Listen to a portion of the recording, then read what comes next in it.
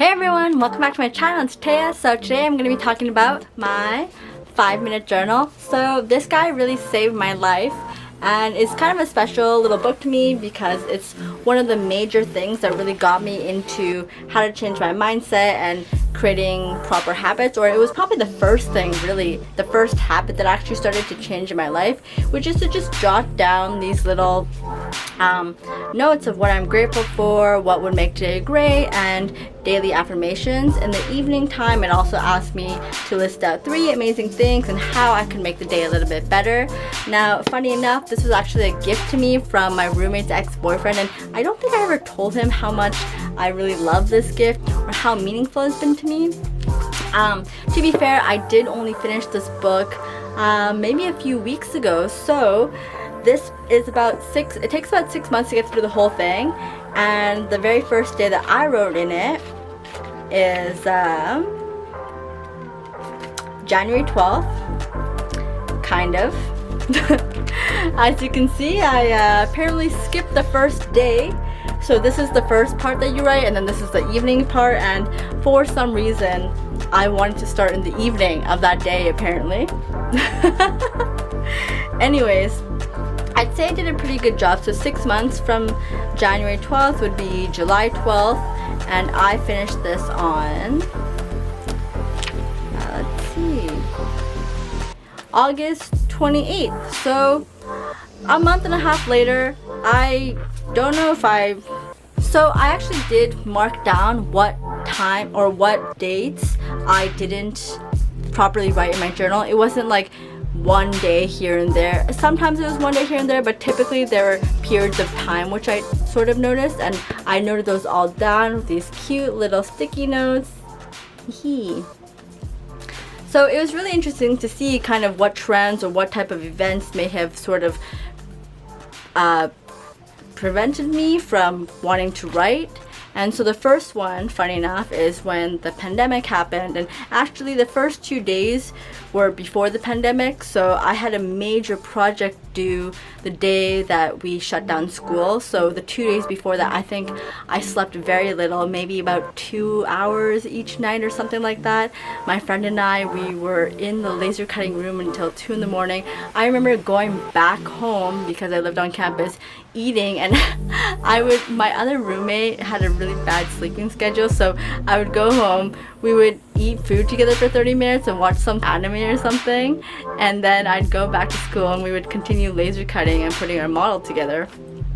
And then on the 15th was the day of our presentation, and after we finished, we found out the news how school is being shut down, and that was pretty sad for me because studio was kind of always a bit of a safe place for me, so it felt weird having to go away and leave and have to go back home. And I mean, home was on campus for me, but it was still like cramped space between.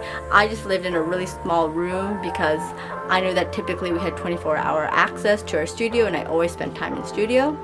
And also my program was a really small program. It just had 30 people or so, so it was weird not to be able to see everyone while we worked on our creative endeavors and projects. So yeah, so this thing really helped me, especially during that time from when the pandemic hit till about May or June when school was really finishing off. It was probably like the one consistent thing that really helped me keep going, and I didn't realize it at the time that these pages were full of so many different magical tips and tricks. It doesn't tell you exactly what it does, sort of explain some of these things, but yeah, anyways. So the next one is it wasn't until August 4th to the 8th, so I just missed 3 days in between, 2 days in between. But this was during the Akimbo workshop, which is one of Seth Godin's workshops, and it was from 7 a.m. until 9 p.m. or so every single day. And for the 7 a.m. days, I would make sure to be up at 5 a.m. just to make sure that I was actually awake and ready for our 7 a.m. meeting. So I think I was just really tuckered out, and I was just so grateful and pumped up every morning that I thought, it's okay, I don't need to be writing something in it to help me design my morning. And I didn't have any idea what was going to be going on each day, so I didn't know what would make each day great. I mean, I guess just a good attitude, I suppose. And the last one is so August 19th till the 24th. I don't know what happened at that time. I think I had a bit of a flop a couple weeks ago. I was just really lost and confused and feeling a bit sluggish, I guess, and maybe I didn't really want this journal to end. I don't know. Obviously, because I didn't record anything, and and I usually keep a separate little thought chart.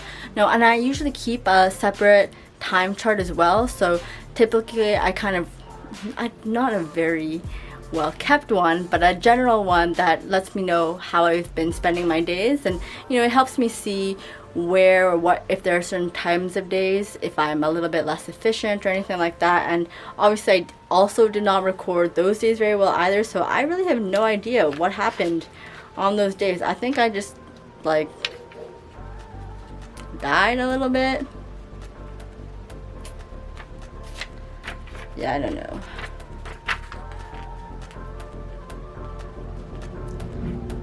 I wrote some notes. Oh, well, one of these days I completely changed my room around. So it was actually a productive day. Weird.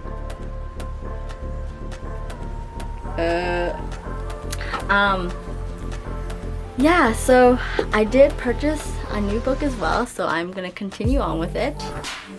And it is something that I highly recommend everyone to do. It's super easy. Even if you don't want to buy the book, you can just draw on a few pieces of papers, just like, especially the gratitude part and the affirmation part. The other list part I don't mind so much because I can just do that in my agenda, but I like reading a quote. So many people make fun of this whole quote at the top of the book thing, but I freaking live.